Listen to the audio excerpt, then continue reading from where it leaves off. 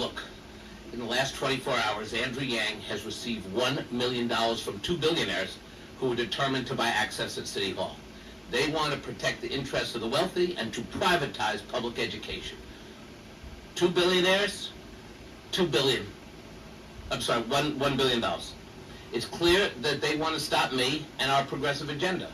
And that's why they didn't just pick one mayor, but one of them picked two.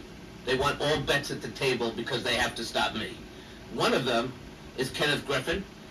He bought the most expensive apartment in New York in a building that is a poster child for abuse of the 421A program, which I said will end when I'm mayor. This guy who abused the public trust, who's the wealthiest apartment, has the nerve to give Andrew Yang $500,000, and I think Andrew Yang talked today about ethics, and the solution to ethics is that 16-year-olds should vote. Give me a break. What is happening? They don't want me because pay to play is going to be over. Now let's talk about the other guy, right, who you all know, the infamous Dan Loeb. He's so intent on privatizing education, he's given $500,000 each to two super PACs supporting two different candidates, right? So if he was in Atlantic City at a roulette table, he's covering his bets because he doesn't want me to win. And this is who owns Andrew Yang. And I have to tell you, when you look at Andrew Yang attack Eric Adams with his own ethical lapses, the two of them back and forth, this makes our election a mockery.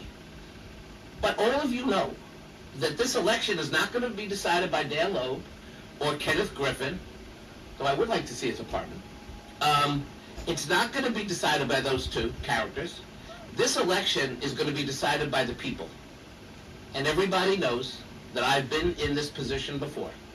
I've been behind, as I was 8 years ago against Eliot Spitzer, 20 points. And I've been behind in this election. But New Yorkers like the comeback. And this comeback is having more meaning when we see the special interest currying favor to try to buy the next mayor. I have thousands of contributions, the broadest coalition, and yes, we're going to have a progressive mayor who knows how to govern this city.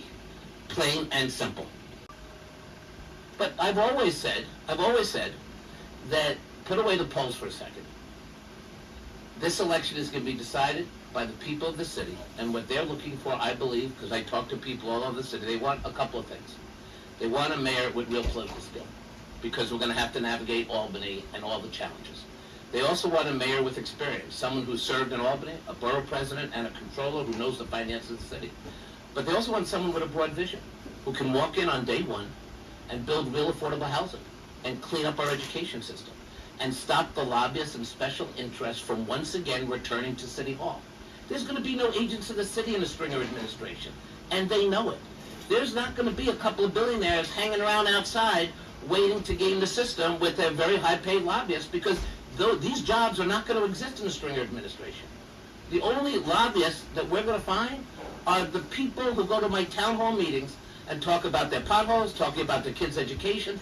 These are the people who are going to have access. We're going back to that Koch era when you roll up your sleeves, you go to City Hall, you go to a town hall meeting, you take every question, you don't think about which questions you want to answer and don't answer. This is going to be a whole different administration. And I know I can do that, Marshall. I'm not their lawyer, so whatever their defense is, I leave it to them.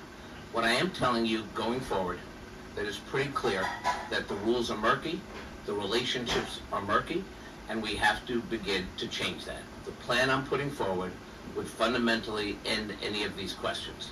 We're going to simply create a transparent process, and we're not going to allow billionaires to put up millions of dollars to bend politicians at their will. That is not going to happen. I'm proud to be participating in the campaign finance program.